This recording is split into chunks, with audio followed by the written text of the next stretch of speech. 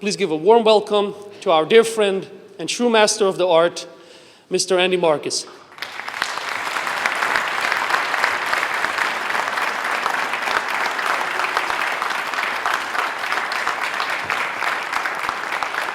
Now it's on. Here we go. How are you?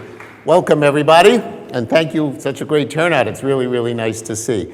Can I ask you all to do me one real big favor? Can I get you all to stand up for 1 second? It's very important. Just stand up for 1 second, and I want everybody just to raise your hands and cheer. Yeah, come on. Oh, thank you. This is where I can show the fellows at B&H that I had a standing ovation at the end of this. Thank you. Anyway, welcome. And it was very nice for our sponsors here, Lexar, Canon, Westcott. We've got a whole bunch of people who have put time and effort into this program to give you a little idea on the way we work. And for those of you who don't know about our studio, we're a third-generation studio. I'll be in the second generation. My son, Brian Marcus, is now in business with me. And my dad, Fred Marcus, started the business about 72 years ago, and we're still here. One of the few studios in New York that is still around after such a long period of time. And the reason for that is basically our consistency in the way we do things. And this seminar was kind of brought to me because people seem to want to know how we do it and the way we work and what equipment we use. So I thought I'd give you a little background on some of the equipment before we do the actual shoot. The shoot is it's kind of important how we work, but bringing you into the fold of what we use and what works for us and what makes our pictures stand out from many other photographers and why people come to us. We've done many celebrity weddings, most recently Kelsey Grammer. Kelsey Grammer's wedding we photographed, and I can give you a list from Howard Stern to Donald Trump, who I pretty much shoot all of his weddings and his kids' weddings. So it's been nice business. But our main business is really doing high-end weddings in New York. We started, as I said, 72 years ago. I came into the business a bunch of years ago as well, and have built the business steadily into what we do today, which are really amazingly large weddings where people spend sometimes hundreds of thousands of dollars on photography. And it doesn't happen overnight, but we get there little by little, and it's always been the consistency of the work of being able to do beautiful work week after week after week. And you're only as good as your last wedding as far as I'm concerned. So to start with, I want to introduce also my assistant here, Juan. I wanted to bring along a really great assistant so you could see, but he wasn't available, so Juan is here today. And he's going to help me. He's going to help me along. And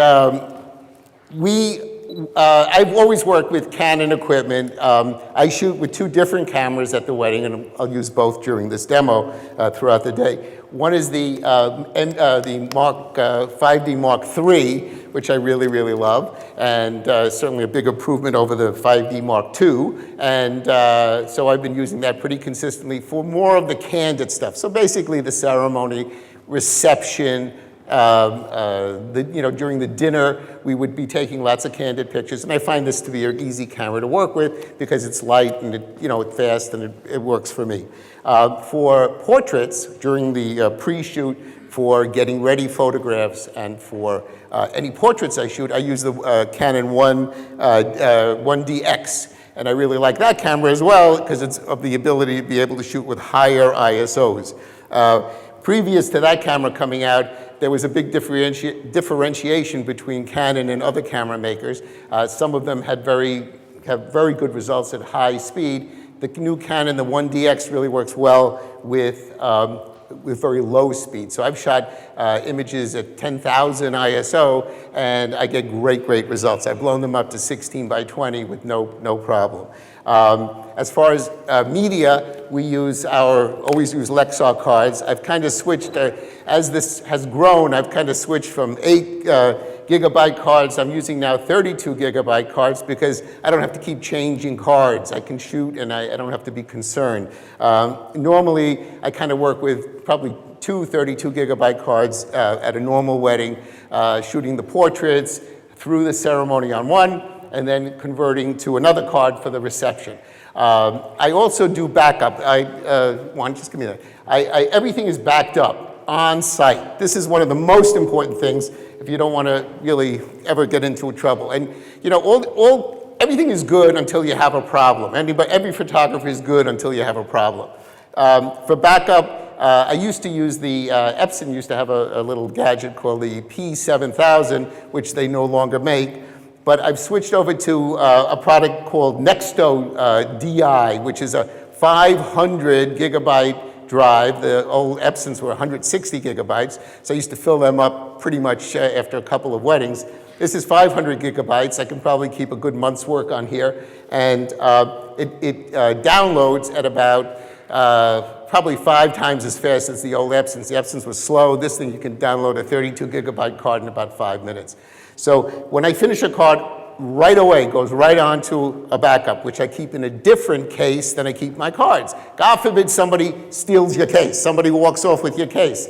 You want to make sure your cards and your backup are not in the same spot, okay? Smart. I've seen all kinds of things happen, and I've seen things happen to very, very good photographers, names that you would know, and I hear stories of images being lost and cards falling out of pockets. You must back up. My rule is as soon as a card is finished, it's backed up onto the Nexto. And when I get back to my, well, actually when I get home, I back it up a third time. When I get into the studio, I back up from this into my computer, my server in my studio. So we're backed up 3-4 times by the time we even start to work on these files. Very, very important. And if you're not doing it, major, major mistake. I use Lumidyne equipment as a backup for my flash. I'm using, on the camera today, I'm using a Canon, the 600 EXRT. It's the new Canon flash. Love it. It's a little bit of an improvement over the 580 EX, which was their previous flash. Both are really good. This one gives you a little bit better, I don't know, just it seems a little more responsive. So I've been using this.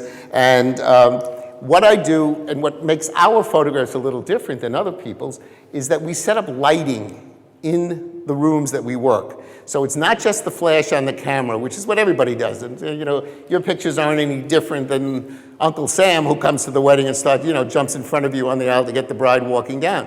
So for me, it's all about the lighting. And we set up a couple of lights in each room that we work in to enhance the backgrounds and give a more three-dimensional look to the photographs. For that, I use Dynalight equipment. I'm probably one of their first customers, maybe 35, 40 years ago, and we use those flash units. I have 1,200 watt seconds? 1,000 watt second units that we're using today. With the new high-speed cameras that you can work with, you can basically get their 400 watt second units that will do just as well. These are not on full power. But what that does, I have one light over here with our video cameras right behind. I have another light right up here. This gives a more three-dimensional look to your photographs. You're lighting up a room. Now, weddings we do, people spend a lot of money on flowers. Very, very important to show that. Again, a flash on camera, backgrounds tend to go a little bit darker. I like to pop those pictures, and that's how I do it with the light. So when we have our bride and groom come in, we will, demo this for you so you'll see what it does. And I'm going to try to be able to show you some of these images when we're downstairs, when we go to the next part of the seminar, where we're talking about family groups and how we handle that. As far as light modifiers, we like to use, when I use softboxes, we use Westcott equipment. I've used Westcott reflectors. I've used Westcott light modifiers as far as softboxes go. In our studio, we have the same thing. Great product. I've known them for many years also. They're terrific. When I shoot, I work with the extra little battery pack that comes with the Canon flash, just so I don't have battery problems. I don't want to have a bride walking down the aisle, all of a sudden there's no battery power. So I work with a little, I don't know what the number is, but they make a little 6-pack unit that you can put on your belt or put in your pocket, and that works really, really well. Just gives you, I probably can shoot 3/4 of a wedding with one pack, but I change the batteries usually when they walk into dinner, right before a bride walks into dinner, to start with a fresh pack of batteries so that I can be shooting quickly. And that's pretty much the deal. I kind of work with the whole gamut of lenses, everything from 14 millimeter up to 200 millimeter, 70 to 200 millimeter lens on the, with Canon. I kind of, depending on what's going on, switch around. My most popular lens for shooting weddings would be the 24 to 105 lens. I just find it gives you kind of a range that's very easy to work with for dancing and for candid shots. It's great, you know, and you don't have to keep swapping lenses, less to carry around. I always work with an assistant because I don't want to have to deal, I want to focus on the bride and groom. Very important that you focus on your subjects, and the equipment is kind of secondary. So you know, that's really critical. It should be easy to set up, and I work with to set off all of our lighting here. I work with the Pocket Wizard system, which happens to be also built into the Dynalight flash equipment. So that's like part of the equipment is the actual Pocket Wizard system. So that works really, really nicely as well. And that's kind of the routine. I guess we can start off by showing you a little bit of what we do.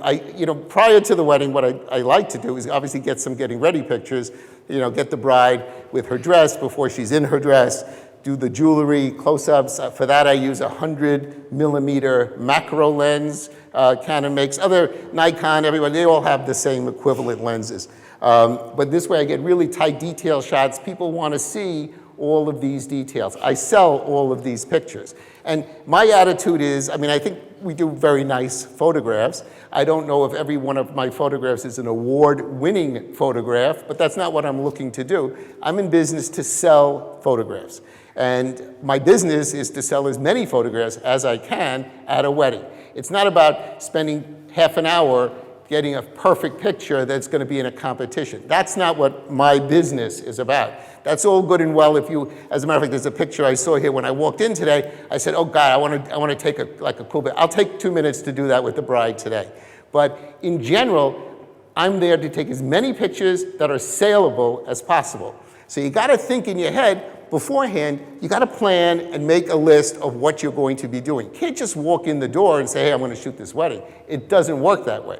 You're going to be in big trouble. You have to know who the family is, who the closest friends of the parents are. You want to know all of these facts. We do homework before a wedding. We do homework because that's what makes you successful. You walk in with no knowledge of who the family is or who the mother's best friend is, you're going to have a problem. After the wedding, she's going to say, hey, where are pictures of my best friend? Then there's nothing here. And then you're going to say, well, oh, I didn't know who she was. Well, you should know who she is. So these are the questions that I ask before any special. I was sitting with a bride last night, as a matter of fact, booking a party, and I really get deep into what they're looking for, and I try to pull out of them what their wishes are, what the look is they want, and really try to understand what they are expecting when they see the photographs. Very important. So every image does not have to be a winner as far as you know, the exact color, they just have to be there. Have good images, have a consistent look to your pictures. Your lighting should be consistent. And when you look at one of our albums, and if we have time downstairs, I actually have I put together a slideshow of a couple of different weddings, and if we have time, I'd like to show it to you so you see the mindset of how we put this together. In the end, I'm selling an album. I don't do shoot and burn. I don't do this stuff because it really, you'll never have a successful business doing that. That's something where you want to put a few bucks in your pocket and get rid of the client. To me, I'm building a business. If I do a good wedding for this young lady, then she's going to tell her friends, and I'm going to get a lot more business. If I'm giving a shoot and burn thing, she's going to take that disc and bring it to Costco or bring it to Dwayne Reed and say, make a bunch of 8x10s. They're not going to look as good as taking that disc of mine and bringing it to me and let me make my prints and let me color correct them the way I want to color correct them. So it's about the consistency of the work. It's about telling a story, beginning, middle, and end. There has to be a flow to your story, and thinking this out as you go along. All right, so why don't we get going? Here, I'm going to have my flower girl. Is that here he goes? Here he comes. Well, we're going to throw some flowers. Oh, wait. All right, that's great. And we're gonna, there we go. Give them a hand. Beautiful. Don't think B&H spares no expense. They got these dead roses from the flower district. It's great. All right, here we go. All right.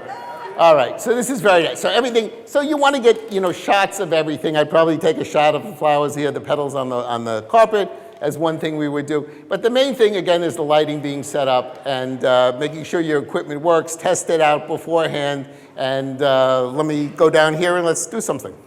All right, here we go. So, all right, I tend to work, I can do this two ways. I tend to work alone if I can set up lighting in here. I kind of did that and it works pretty well. I can also tend to have an assistant with me lighting in front of me if I don't have as much space. But here I was able to set up lighting, kind of on the side, usually hide my lights behind a column or the flowers kind of hide it behind something so the equipment doesn't show. You want it to be as unobtrusive as possible. The key to this is really working in a low-key way and being as unobtrusive as you can be. So how are we doing this? The groom first, or we can... What's that? Oh, we got a rabbi. All right, that's good. Come on. You want me up here first? Or? Well, you can be up here, yeah. We'll get you up there. You can wait for them up there, and then we're good. So basically, I try to be in the front of the aisle. It's, unobtrusive. I don't run up and down the aisle. There's no reason for that. It's obtrusive. You have to understand, this is very comfortable for me because it's like shooting a wedding. So, when I do this, it's not like I'm nervous about it, but it's, I have people watching, but they are watching you work. So if you're not dressed properly, if you're not looking good, if you're not looking sharp, if you're messing with your equipment, you got a problem. So you got to be very comfortable. The equipment is very secondary to what you're doing. Okay, it really is. You should be focused on what the people's expression, making sure you get a good look as you walk down. So Brenton, our groom, very good-looking guy here. Come on down slowly. And, there's music playing, and you want to get some shots of the people playing the music and such. But, I would do a kind of a long-distance shot, and I'm zooming in, and just little by little get him as he's coming in. And here we go, one little close-up. Wow, they came out. Excellent. Thank you, my friend. Mm-hmm. So you have each bridesmaid coming down. I try to take 2 or 3 images. I'm on... your focus should be set to AI focus so that you have a moving subject. That subject stays in focus as you just have to press, make sure your little focusing point is on the subject. Press the button halfway. That'll set the focus, and as the person moves, the camera's doing the work of refocusing as they're moving closer. That's a big deal as opposed to one-shot focus, which you would use when you're taking like candid type photographs. Okay, everybody get that? Good. Let's do, what do we have here? Our gorgeous bride. Come on down slow. Well, she would be coming down with her parents, so it's all very slow and perfect. Keep on going. And it's just, as she's walking, you're shooting, give your batteries time to recharge, and you want to get some wide kind of shots as well as, here we go, good, beautiful. And you wait for the expression. They're going to look down, they're going to look sideways, you want them to look at you and have a nice, just even smiling at them sometimes works as well. All right, so you guys are going to go up here, okay? So we're going to try to make this as real as possible. So we have everybody walking down the aisle. You got your shots. Again, if I work with an assistant, I would certainly have my assistant here with a light. Actually, can we get one more person walking down? Anybody? One of the guys or girls? Come on down. I'll just do this here. Juan will come over here. Okay, so what I use here is actually a special, Lubridyne made this thing for me. They actually came out with a new one that I just ordered. This is a special pack. It only has 3, 6, and 12 watt seconds on it. It's very cool. It's kind of like a special order item, but they're coming out with one now with no battery. The battery's inside. It's a lithium battery, because basically a battery here can last you about a month. It's very low wattage. I just want a little fill light on the photographs, and maybe we can see the difference in those pictures. Can I get here? Come on. Come on. One of you guys, come on down slow. There we go. All right, here we go. Go slow, don't rush. There you go. There you go. Good. Beautiful. Okay, so that light gives me a little fill, a little kicker. If you want to use something like that, it works really, really well. Great little product. You don't have to carry around that heavy pack, especially when you're using a higher ISO. I'm shooting these right now at 400 ISO. Years ago we were using 100 ISO film. Now I'm up to 400 ISO for these kind of shots because I want them to have good quality and look great. If I have a special shot, we'll do one later over here if we can make it work. Then I might go to a higher ISO to make it happen. So that's where we are here. So everybody's now up here, up for the ceremony. We're going to come here and you're going to turn around and you're perfect. There you go. And you know what? I play, are you on this? I will fix the bride's dress if I have to. If I see it's, she has a beautiful gown, it's a mess, I'll go around and do it if the maid of honor doesn't do it. So up here we have a different little situation. The other camera with 50 would be great. So we're up here now. Now you're dealing with a ceremony and you want to be a little bit more respectful of what's happening here. So you don't want to be on top of them. You don't want to be on top of the clergy. In a church, different situation. Find out the rules. You should always find out the rules. If you're doing a church ceremony, many times you're not allowed near the altar. So you need to work with a longer lens.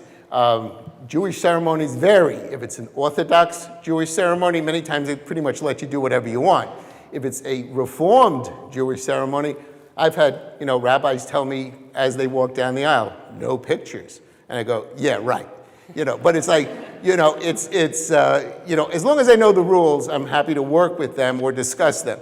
And most people really appreciate, just to get off I can say that here, right? St. Patrick's Cathedral I've worked in, and they really don't allow photographers, but when we come in, oh, you guys are okay. You know what to do. We're not in the way. We don't leave equipment lying around. Very, very important. Don't leave your stuff all over. It's not about you, it's about the bride and groom and making this a really special day for them, and you don't want to take over. So once we're up here, depending on the situation, we would do a couple of things. So you guys would basically come a little closer. I'm not going to pause, but this normally they would be closer together, like you're getting married. There you go. So I want to take a few shots, and now you have people. There's the parents many times. Again, it depends on the ceremony, but that's what I would do. You're going to look over here at the rabbi. These are actually coming out great, just like that. And sometimes put the bride and groom a little off center, so you get a little bit of the space that they're working in. If you need to, you can shoot overhead and get some shots, that are just cool. That's it. Very simple. Then what I would do is switch over to, again, to be unobtrusive. I try not to use flash as much as possible in the, actually, you know what, stay with me here. Stay with me. So I try not to use flash as much as possible in the ceremony. I use just a constant light, not a flash. And what I do is wind up shooting at a very high ISO. So I probably go up to, 4,000, 3,200. And I try to go to about, I probably shoot this at about f4. So you guys going to come in a little closer. Good. And yeah, we go, perfect. And this light, which is a constant light, I can work, actually, he can not even be here. He could be all the way back, when you come back further. The beauty of this is that you don't have to be on top of the person you're photographing, and you can focus this light. So you can actually zoom it in or flood it. You want to see how this works? So you can do a little bit of a flood so it's not as hot, or if you focus the light, you now get a vignette around the bride and groom. Harder for you to see from where you are, but you would get a vignette here. So I'll take a couple shots both ways, give you a little bit of an idea. There you go. You're looking at each other. There we go. That's it. So you're looking for those moments that are special. There we go. Yeah, look at each other for a minute. Good. Perfect. That's great. Just like that. Ah, see? Be cute if they got married. Okay. Now, what I want you to do is make believe you're putting the ring. She is married already, right? You're married. You're not married. Oh, engaged? Or just fake jewelry? Oh, got it. Okay. That's good. Okay. Give me. How many of you are wedding photographers? Everybody? Oh, look at this. All right. How many of you here for the free food? No, I wasn't sure. I got a lot of people here. Not that good. All right. So here we go. Fix the just like you're putting the ring on the hand. You know, so the ceremony's going on. You're making there's nothing going on. Yeah, like you're going to put the ring on the finger. Okay, so the bride would not have her flowers for this. She'd be giving it to her maid of honor. So you're going to give me your light right on there. And the beauty, just hold the hand just like you're putting the ring on. Just use that ring, doesn't matter. Good. Okay, so what you want to do is go in there, right? And then what you want to do is come in for a close-up. Let me see, the best thing is try to get that moment where you're seeing the ring. There we go. Okay, perfect. And whatever's happening during the ceremony, what I try to do also is get pictures of the parents.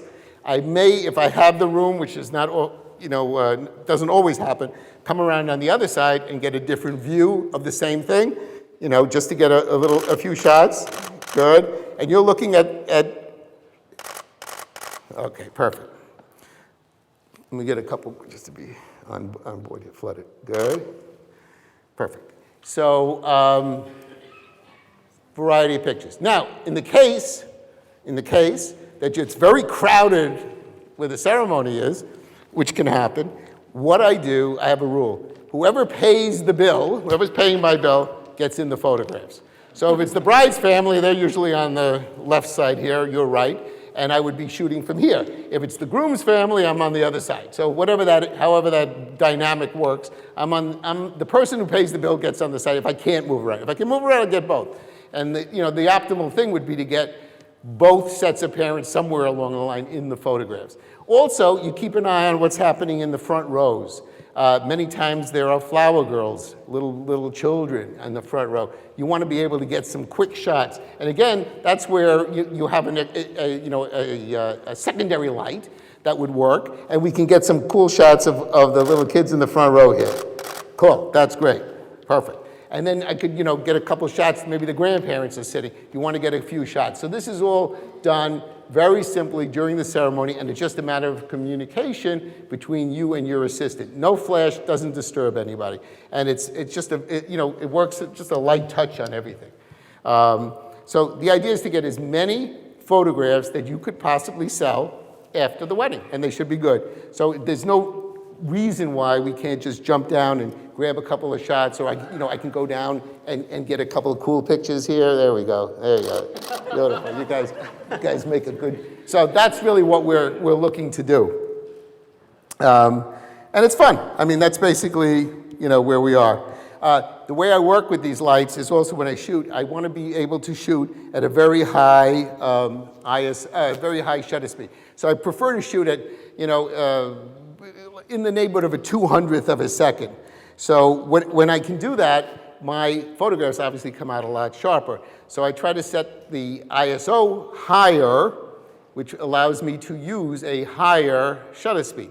So probably shoot I keep my lens probably set at f5.6, f4, f5.6, and then just work the shutter speed. The pictures just come out, they come out much, much sharper. You with me? There we go. Good. All right. Yeah, so it's all about getting in there. Good. Perfect, guys. Come on. There we go. Yes. Nice, much better. All right. So that's the kind of thing that we want to do. And that is basically the ceremony. Ceremony, at the end of the ceremony, you have to be aware, you want to make sure you know how different ceremonies progress, so you know what the important moments of the ceremonies are. When you do a Greek ceremony, it's different than when you do a Catholic ceremony, where you have, the Greek ceremonies have beautiful crowns that they use for their ceremony. Orthodox Jewish ceremony will have certain things happening that you may not have at a Reformed Jewish ceremony. These are things that you need to know, you should know, and you look for, and you make sure you get all of these items. There's certain moments during every wedding that are what I call critical moments that you want to capture. And that really makes, it makes it important that you know those moments and you're clear on them. That's it. We have some vows. Let's do the vows. Okay, that's good. Yeah, go. Oh, you have a whole speech here? Go ahead. Go for it. Go for it. Go for it. So while the vows are going on, I'm shooting. So just let me do my thing here. Dearly beloved, we are gathered here today in the sight of all this great photo equipment to unite this couple in holy photography matrimony. Marriage is an institution not to be entered into lightly, but rather soberly, cautiously, and with the fear of divorce attorneys, unless you're modeling for a wedding photography class. If anyone here knows of any just cause why these two may not be joined in holy matrimony, let him speak now or forever hold his peace. Anyone? Silence. Please repeat after me. I, Really? I, Laurence. please repeat after me. It's my first time, please. Go. Please repeat after me. I, state your name, take you. I state your name. Yeah, right. As your lawfully wedded wife. And we're going to start with you, buddy. Okay? I, Brenton, where are we at? Take you to be my not quite lawfully wedded wife. I promise to love you, honor you, and cherish you. And forsaking all others, cling only unto you for as long as we both shall live, or until Andy finishes shooting his pictures. We can skip Laurence. Just as a side, you have a beautiful stained glass window here that I was trying to get in some of the shots. That's important. I think that, you have some beautiful area of the church that you can incorporate in the pictures during the ceremony. That would really work very well. Don't freak out. That was, I turned the mute off when I was over there. So, yeah, so it works really well when I can use areas of the venue to create. If it's a hotel, it's different. You know, in a hotel, you want to have the beautiful flowers in your photographs. That's really important. Now, during the ceremony as well, you have more to go here? We have the ring as well. Oh, let's do the ring. Okay, let's do the ring. Okay. You guys just go ahead. Let's do the ring. Please take this ring, which symbolizes the circle of life, and place it on your bride's finger. And repeat after me. With this ring, I thee wed. With this ring, I thee wed. And with all my worldly goods, I thee endow. And with all my worldly goods, I thee endow. With the giving and vows and exchanging of rings, we seal the deal, and now by the power vested in me and B&H Photo, I pronounce you make-believe husband and wife. All right. There we go.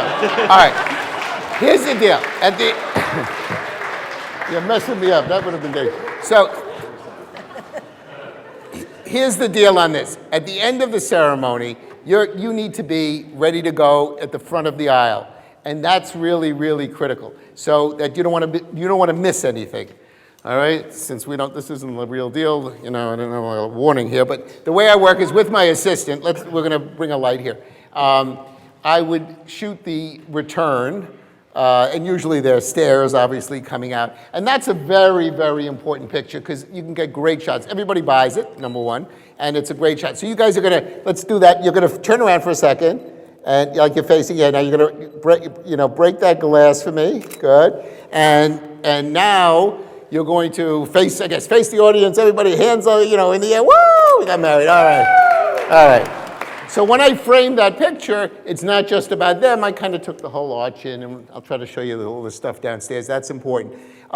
Then they're going to kiss, and then they're going to come down and come back. Again, the coming back down the aisle is really important because I get really cool shots. All the tension of the months of planning before the wedding are coming out of them at that moment. So that's a wonderful, wonderful time to get really cool shots. And many times what I will do as they're walking down, I didn't mention one thing. What we should have done is I usually have my assistants turn the light. This light was this additional light. Can we get up there and maybe turn that? So I can just show how this is all done exactly. The light is turned towards the front. So before we were trying to light up the background, now this will be the background. During the ceremony, we would turn the light, so now we'll light that one as well. That one isn't actually terrible. It'll give me like a little hair light as they come back. But again, you're trying to give the best possible lighting that you can during this time. So this usually happens relatively quickly, and you guys are going to kind of hold hands, and you're going to come down to me. And this can be fast. Yeah, start walking down. Good, cool. There you go. All right. You're going to start walking down to me, and as they come towards the back of the room, what I will do is, you don't have to do it here, but you can look at each other. Basically, I would probably ask you to, lean in and like do a kiss, and this is actually looking real good. Cool. See, this looks like a regular wedding with everybody with their cameras. It really does. So that's basically what it is. You take as many pictures as you can. They're usually happy. The bride will sometimes throw her arm up high with the flower. Woo! Okay, that's it. Done. And then you're going to go, they go out and they have a moment alone, which you try to leave them alone for that moment. Don't be on top of them all the time. You don't want them to get annoyed. They did a great job. Thank you. We're going to see more of them in a little bit. All right. So anybody have questions? Oh, we got lots of questions. Good. We have 20 minutes. Hold on, I'm coming. Oh, here we go. I'm sorry. There's a Do question. you ever shoot in manual mode? Always, I shoot in manual mode. It's always you set it 5.6 and you set the aperture 400 and then you Exactly. Just shoot away. I shoot everything in manual. The flash, the 600 flash will expose the picture properly. I kind of know if I use a second light, I know what it's going to be doing. And I shoot everything in manual mode other than available. Oh, don't let her leave yet, because I'll do one other thing here.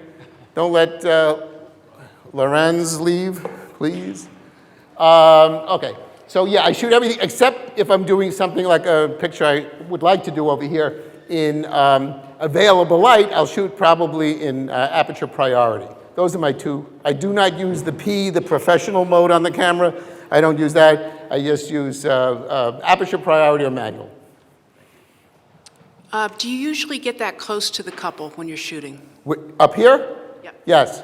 I get as close as I can. I feel, if you don't get close, most of the weddings I have, there are people around. Now, again, if you're in a different venue, if it's a church, you may not even be able to get close to the couple. So there, you need a longer lens. I would use a 70 to 200 millimeter lens. If it's a Jewish wedding, I'm probably 4, 5, 6 feet away from the couple. Because if you're any further back, you're going to have a bunch of heads blocking your view.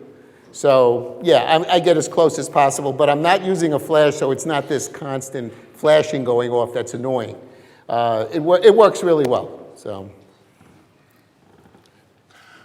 Yes, have you ever had a situation where to take the pictures required 2 days? Let's say you walked into a church. Yes. And you liked the way the light came through the stained glass windows. That's at 4 o'clock. And on the wedding day, it's 4 o'clock, so you can't do them both at the same time.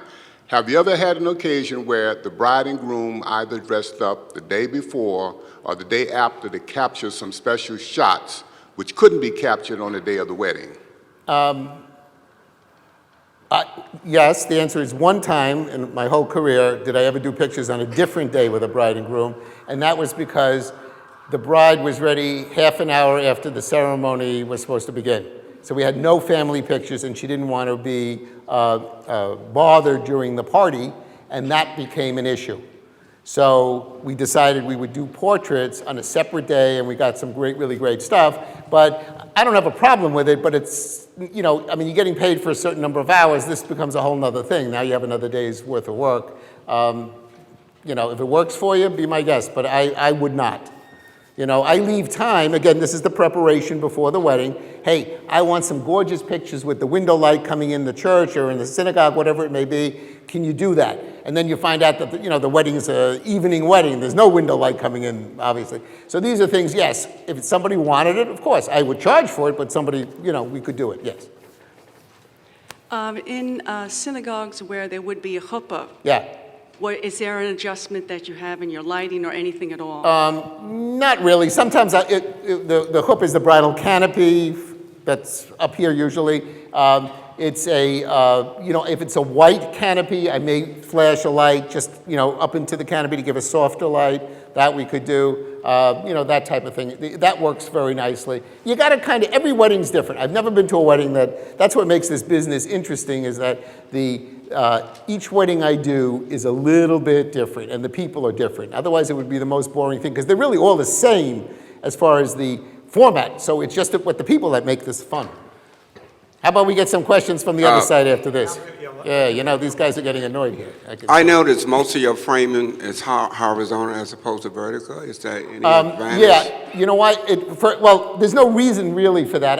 It's a pain in the neck to keep moving the flash back and forth for me. I shoot horizontal and just crop when I edit the photographs. I just crop vertically so all those procession pictures, I do shoot them horizontal, and I want this to be like I shoot an actual wedding, but I will, they would be cropped, the client would get vertical pictures.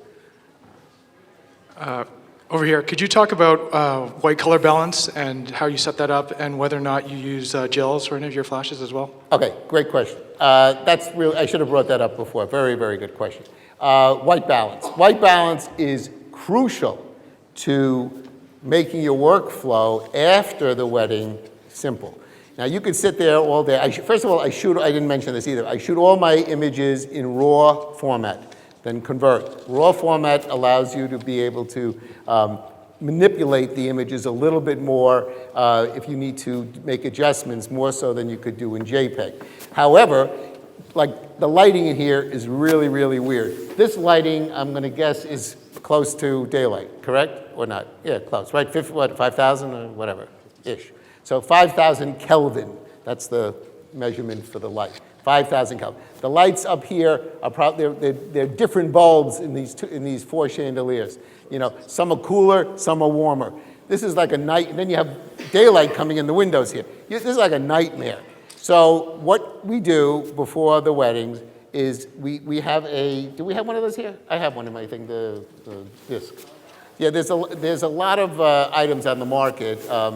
I use a couple that work really, really well. One is see if I have that little chart also, the color checker, that passport thing. There's X-Rite makes a great product, Passport Color Checker. It's a little card, almost like a business card holder. You open up, take a picture of it. That'll give you, when you open your images in Lightroom, or I use Adobe Camera Raw, you can just click on one image on the white, and you'll get a decent color balance. However, I found a product a bunch of years ago that I totally love, and it's called the CBL lens. I think it's made in Korea. I was going to say Korea, but it is made in Korea. And it is, this product's really sick. What you do is you photograph, just take a picture of it in the light that you're using. So if I'm here, just take a shot like this of the front of this plate, fill up your frame with it, and set this as your custom white balance on your camera. This thing, in the worst, most horrible light, will give you a perfect color. You can go through your images, as long as it's in the same lighting, just amazing. I will, Juan, remind me to use it downstairs. I'll set my white balance downstairs, and you'll see the difference. You get crazy color. It also works for video. My video guy's now white balance on this thing. It's just, I don't know how it does it. It's kind of like plastic. If you look at it, it's kind of like white plastic and mirrors. It's like magic. But you can be in a room that's lit with LED lights, and you're photographing somebody, you take a pic, it's exactly the way you saw that image. Color is really perfect. Skin tones are perfect. So I use it in my studio. When we do portrait sittings, I take a reading of this before the client gets in with the lighting I'm going to be using. One shot, save it as my custom white balance. Every picture is perfect. I don't have to do color corrections. I might have to do a little brightness, a little contrast, but nothing to do with color. And it's just a great product. So that's something that you can do, and it's a smart move to do it because it will save you hours of time later. Great question. Can you talk about any kind of communication you have with the wedding planner beforehand and maybe not only from your perspective as somebody very powerful, but from our perspective as somebody new shooting weddings, you know, in Well, terms of time you might need or whatever. Right. If you're a party planner, you know, to me, it's nice that the vendors, whether they're photographers or florists or musicians, find out what's going on. So the idea was to set up some sort of a rapport with them beforehand, find out the schedule of the day, make plans around that schedule.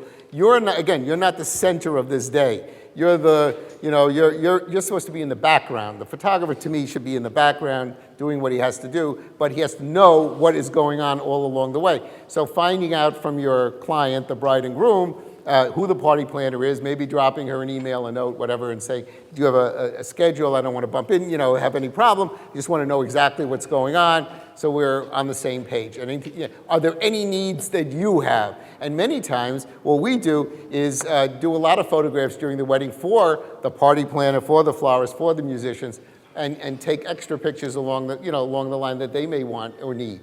So I'll have many times a florist say to me, hey, I did a beautiful card table for the place cards. Can you get me a shot? Yeah, no problem. Just as long as I know, we'll make it happen. Go ahead. Yeah, I have a question. I noticed that you were moving your constant light back and forth. So if you're metering between 4 and 5, 6, as you move, as you're moving around them, I mean, are you using an in-camera meter, or you just know what the output of that light is? No. And you've metered it previously. Right. I use an in-camera meter. Those images, anything that's not shot with, anything with flash is shot on manual. Anything that's shot with available light, the constant light, is shot on aperture priority. So you don't use a meter to pre-measure? I don't need a meter. No, because just use the camera.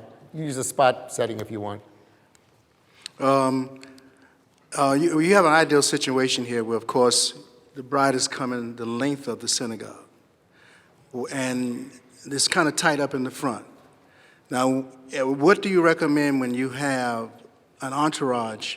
You got the brides and grooms, you got the parties, the couples coming up, and for spacing purposes, where do you position yourself? Because if you go up front and they're like about maybe 7, 8 pews between each couple, do you come in, where do you position yourself? Well, I mean, most of the ways I do the bridal party is either sitting in the front rows or they're standing in on the side. Is that what you're asking? What about when they're coming in? Do you take photos of each couple coming in? Yeah, I take each one. Do they buy them? Sometimes. What I do is when I create my albums, which we can talk about really downstairs, but I'll give you a quick thing. I use a software called Fundy, F-U-N-D-Y, which is a great album creation software, and we can create pages with multiple images. So to sell my brides and grooms more images, instead of thinking that they're going to be huge pictures of bridesmaids and ushers walking down the aisle, I might put 8 or 10 images on one page with a background of the ceremony or background of the venue where the ceremony is as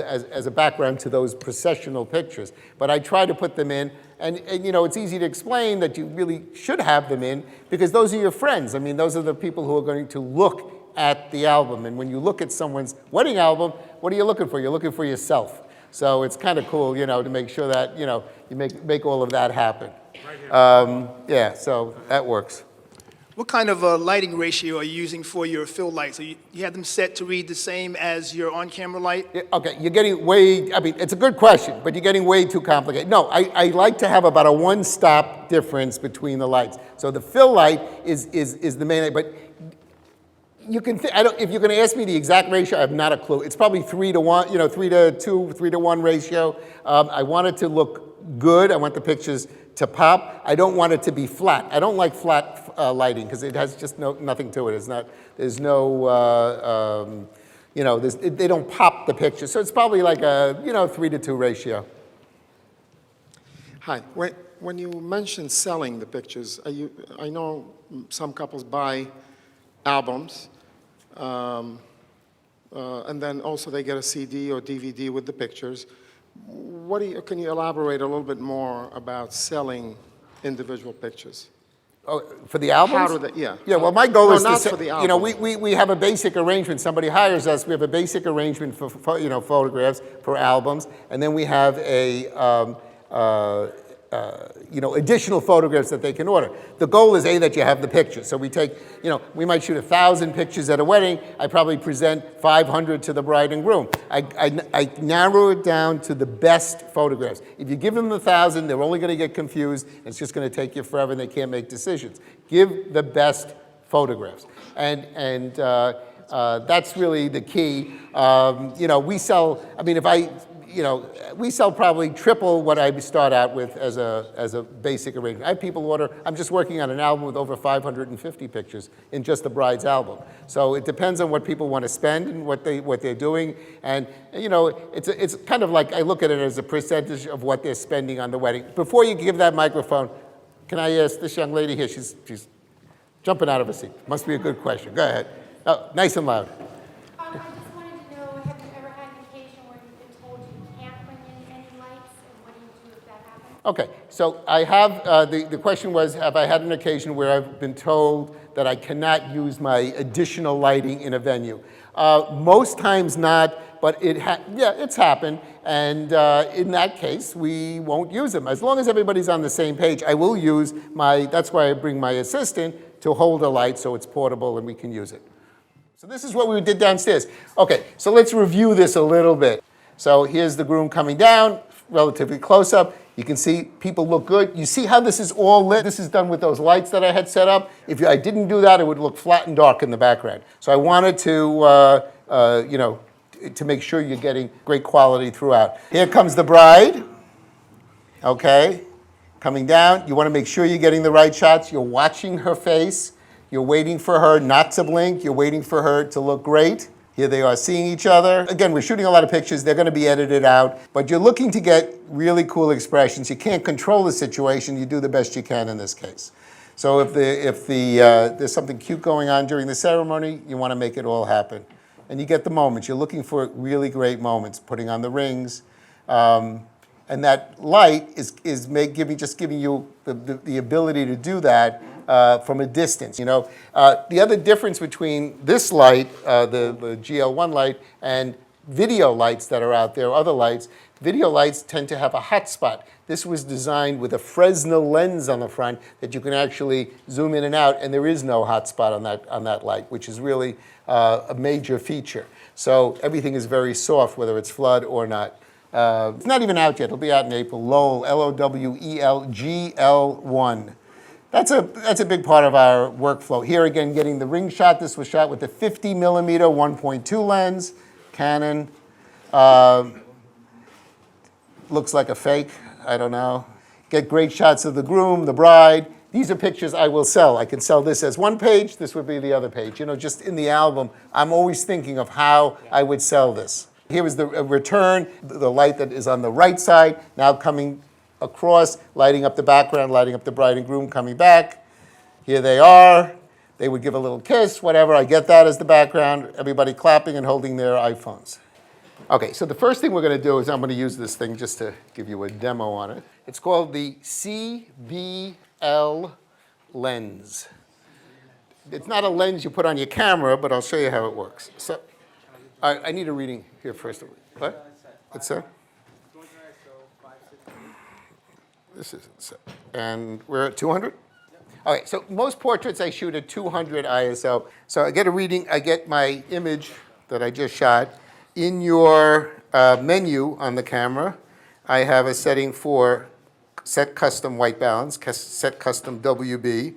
You can actually, in most, I know Nikon, Canon has it. Canon, I think you can sell 3 or 4 different, or 5 even, different custom white balances. So if you're working outdoors and indoors, you could go out and get a reading with the white balance, set your white balance for the area you're working outdoors. If it's a area that's overly blue, you're in a shadow, kind of shady area, that not a bad neighborhood, but just a shady area, you can set your white balance, and your skin tones will, instead of looking cold and blue and ugly, and you can't imagine how many images I see from other studio albums where the bride's dress looks blue. You ever see that? The bride's dress is like off color. This will correct all of that. So you can set, outdoors, indoors, and just kind of move from one color balance to the other. There's a function here, set image on card, and it pops up the image that I want, and all I do is hit set and OK, and it is now my white balance. And then you have to set your custom white balance from auto white balance, which is what I had it on, to custom. And now we are in business. And let me just take a picture of you. And if the lens doesn't crack, we will be able to continue. All right, here we go. Ah, couldn't be nicer. I mean, really nice. You see, that is the, where is it here? Look, I mean, here, can you guys see that? I mean, it's like perfect. It's really perfect. The color balance. This thing is like it's like a godsend. You don't know when you work in different areas. If you remember to do it and you do it once, I can shoot every picture I take here now will be absolutely perfect. So so this ball head is really good because I can work quickly, on, off, very quick, nice and fast. It's very sturdy and works really, really well. All right, so we have a bride and groom here? Or am I winging this? We do. Oh, there she is. Come on. They were in the honeymoon. Real quick story on my ladder is I started, this company owes me a lot of, I should have had a commission on this ladder. What happened was years ago, and we're talking many, many, many, many years ago, we used to use this ladder made out of a aluminum ladder. It was the most popular ladder in the wedding industry. It was exactly 29 inches high. It was like feather light, and we used it for dancing pictures. I would climb up on the ladder. You get a little overview of dancing. I'll demo that here later. But everybody used them. All the photographers used them. The company went out of business, and we all were ready to kill ourselves. What do we do? Where are we going to find something that we can use for posing and for? So I really searched the country. And I found a little company in Utah called Wing Enterprises. And you can get this ladder anywhere now. But I think pretty much every photographer in New York and every videographer in New York that I've seen uses this ladder now. And it's just, we brought it in, and my crew, and that time we probably had 5 or 6, 7 photographers used it. My video guys all loved it. But this ladder is even a little, this new one that I found is even a little bit better. Why? Because you have multiple steps. First, it's really, really sturdy, much sturdier than the other one. But I can use this thing for posing. And it really, I'm not one to just put people in a row and take a picture. This is what everybody else does. That's not what I do. I want to be a little different. I want the pictures to look really cool. I can get people to feel more comfortable. The images look better, and you can do it very simply using this. And I buy a little, as they say in B&H, a schmata here, a little cloth that we put over the ladder, and this might cost all of $2. I prefer a dark blue. Some of my guys use black. That's pretty much the colors that I would try to stay with. You want it to kind of disappear in the images. Ladder is never shown in the photographs when I take pictures. So let's bring our beautiful bride here. And I'll show you how we do different things with it. So here's what I'm going to do. I want the background to be out of focus. So if you put people against the background, you are going to have pictures that are distracting, I think. So I prefer to have images where the background is a little bit out of focus in the final image. So I would take our bride here, and we're going to have you come and sit on the left side of your anatomy, so to speak, on your hip. And you're going to lean in, but don't make a muscle. Very important. You don't want to have a muscle, all right? Here you don't see her arm. Bride, Orthodox weddings, you don't have to worry about it as much. But on a Gentile wedding, any other wedding pretty much, you would have her arms are showing. You don't want to have that muscle. You want to just look soft. So you're going to lean into me a little bit. And the goal here, can I just make sure the reading, we're good? And I am going to move this light. We're going to switch things around a little bit. Beautiful. Okay, so we have two things. One is the fill light, which is going to be this one. Both are on the same power, using my Dynalights again. Okay. This light's way higher than I would want it. Normally I'd have it a little lower. Why? You don't want to have dark eyes. This light will cast a shadow. It will cast a shadow in the eyes, and you want to have it a little more flat. So I'd have it down probably about 1 foot. So just to give you that, I would probably be right about sort of here, where I would be doing this. The picture will come out fine this way, but just a little bit better that way. All right. So this light I'm going to, don't shoot me, but I'm going to make it a little bit lower just for the image. Bring it a little closer. And you want it at about a 45-degree angle to the subject. A little warmer, a little hotter.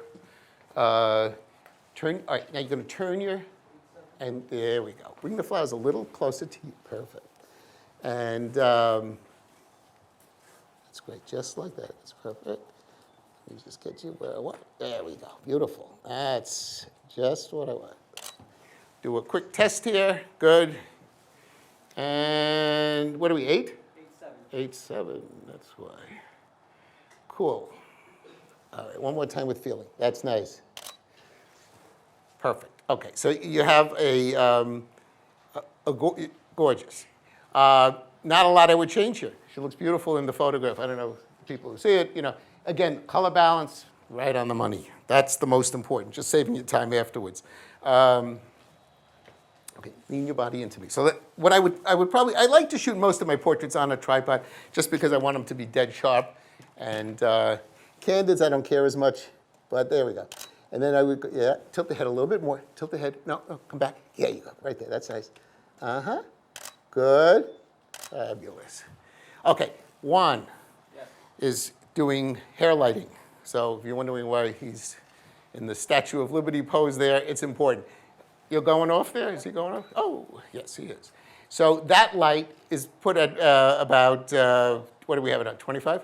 12 watt seconds, and it's close to her head, not in the picture. That gives me a little bit difference. Again, we'll give a little kick in the hair. Let's do it one more time. She has very, very dark hair, so you want to get it a little tighter. If somebody's a blonde, you don't want to get it. So while we're here, let's bring Brenton in. And what I do, again, using this ladder pretty much all around, it's just simple. I would have him, unless you want to take the picture, I'll stand here. No, all right, that's all right. And you're going to come in and just lean in. The idea is to lean his body in, gives a little bit more of a, there we go. Now he's getting into it. Coming a little bit closer, get it, great. Chin up, Brenton. Now, if somebody has, you also should maybe find a book somewhere about how to pose people. So, Brenton's nose, if it's not that it's long, mine's long, but if he tilts his head down, tilt your head down for a second, and I take a picture of him, that nose is going over his lip. That's not pretty. We don't have our gorgeous bride here. I have no problem. She doesn't have anything wrong here. So we focus our energy on Brenton. She's just looking good. Nice and tall. That's good. Turn your head to me a little bit. Good. That's perfect. And Brenton, chin up a little bit. Good. That's beautiful. The flowers, tilt the flowers to me. I don't want to see hands if possible. Good. Everybody, yes, snuggle in there. That's great. One more. Beautiful. Just say yes. There you go. Cool. Oh, there we go. Okay, so we got this. So let's keep moving. So what we would do is I'm going to get you up. Come out for 1 second. You're going to come up.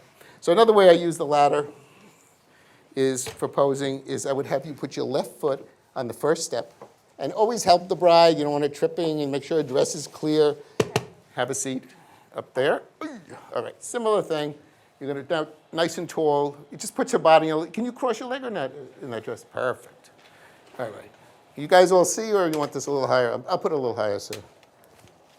Again, I normally would shoot with the light a little lower. And it's just, you're being nice and easy. You want to move this along as much as possible. Chin down a little bit, cute, just like that. Hold on. There we go. That's great. Come on, just flirt with me a little bit. There we go. That's nice. All right, beautiful, beautiful, beautiful. Perfect. Look at that. What a face. Perfect. So, crystal sharp, all good. If you want, you can take the camera off. You can switch lenses. You can do, you can play around. We're going to bring Brenton back in. You're going to sit up nice and tall. And many times, I will just put my finger in the bride's back so she's not, no. Same thing you were, right there. Come in there. You're going to hold on to her, lean into her. On this one, same thing. There we go. So this is kind of the traditional, this is what I call the piano picture. You want to make sure you get the piano picture. You can take all the crazy pictures you want after that, but make sure the grandmother and the mother are happy. Lean in a little bit. Good. Chin down. There we go. That's great. Excellent. That's it. I'm done. These guys are not buying a picture, I can tell. Come in over here. Hey, whoop, stay there. Something tells me I'm not going to have a big sale today. Lean on here. All right. Come it close. There we go. Okay, so here we're going. Now we're messing around. That's perfect. Just lean in. And what you try to also do, which I'm not liking right here, is that the eyes aren't on the same plane. So if you want the focus to be really critical sharp, yeah, try to lean in a little bit. That'll make the difference. And this one I see is like a horizontal. And that's what I'm going to do. 1 second. And perfect. Come on, that's cute. Come on. Good. Take your hand and just kind of put it on his earlobe behind. There we go. Yeah, look at that. No, like right, just pull on his ear. No, on the outside. That's it. That was good. I know. That was cute. You see, so always be ready. You never know what's going to happen, and you're going to get a few cool shots, you know? Good. Yeah, that's nice. Just like that. Chin down a little bit, and lean in. Lean in. I want that leaning. That's important. You don't want to have separation. People leaning away from each other, it's not the same as people leaning into each other, okay? It's a whole. So once you get this, it's all good, all right? All right, so now let's bring in, I don't know, where's Dad? You want to be Dad? I don't know. Who wants to be Dad? Come here. Come on, we'll bring you in. All right. So what we're going to do is, come off here for a second. So now we're going to basically do the same thing. It's very easy because it goes fast. So you can just keep that ladder there. I'm going to have you come. Actually, no, have a seat here. Have a seat here, just like that. So, okay, Brenton, you're out of this one. There you go. It's your dad. You got to kind of lean in. There we go. That's what we want. Just like that. Good. You might have them give a little kiss on the cheek. You get a couple of shots looking at each other. Let's see one. Let's have one looking at each other. So they're not all looking at each other. That's cute. Cute. All right. So that's the kind of thing that we're looking for here. Nice and tall. Leaning in, guys. Good, good, good. Just like that. Beautiful. One more. A little happier. Come on. There you go. Nice. Okay. Let's see what that looks like. Color is perfect. So that's why you do the color correction, so I don't have to deal with that.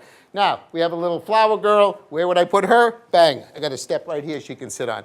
You bring in extra people, bring them in over here. You keep building up your groups. Do it in order, okay? Do the pictures in order. You do a mother and the bride, then you do the father and the bride. Don't start getting off on tangents and the aunt comes over. My kids, you got to take pictures of my kids. Let them wait. Because if you do it out of order, you're going to miss photographs, okay? Don't miss photographs. And that's basically, that's the kind of way I work. I do the bride's family first, or the groom's family. I don't care, whoever's ready first I work with, and I do their family. And I will say to the bride's family or the groom's family, I haven't neglected you. We'll wait a couple minutes. I'm going to get to you. I'm going to get the same number of pictures for you as I did for the bride's family, but I don't want to screw up and I don't want to forget something, so I don't like to go back and forth. Now, there are a couple of pictures that are really critical and I sell all the time that are the two sets of parents, God willing, the two sets of parents with the bride and groom. Really important picture. Bride and groom with each set of parents. I can give you the whole shot list, but these are all pictures that are saleable pictures, that are important pictures. You want to get the bride with her immediate family, and if they're grandparents, you then add in the grandparents. Don't just do the picture with the grandparents, because then somebody doesn't talk to the grandmother. This one, you don't want to deal with that. So you get the immediate family, bride, brothers, sisters, and parents, groom, and then you add in grandparents. Just put the grandmother or grandfather or grandparents into the photograph. That makes things flow very simply. The portraits are the big thing. So it's very important. Very simple lighting. We use this 3-light system. It works. I use the Pocket Wizard, so there's no light on the camera. I don't want that flat light. I just want beautiful, soft, pretty light that I can work with. Okay, gang, back, good. So here's the deal. So we want, that's good. All right, can you get around there? Yeah, so the beauty of this light, first of all, I'd come on this side. The beauty of this light is that you don't have to be right on top of people. You can be a considerable, this probably has almost a 30-foot throw that's effective. Look at her, she's all lit up there from a distance. Good. Lean into that window a little bit. Cool. All right, just like that. 1 second. Let me just see what I'm getting. Perfect. Okay, I'm going to open this up a little bit more.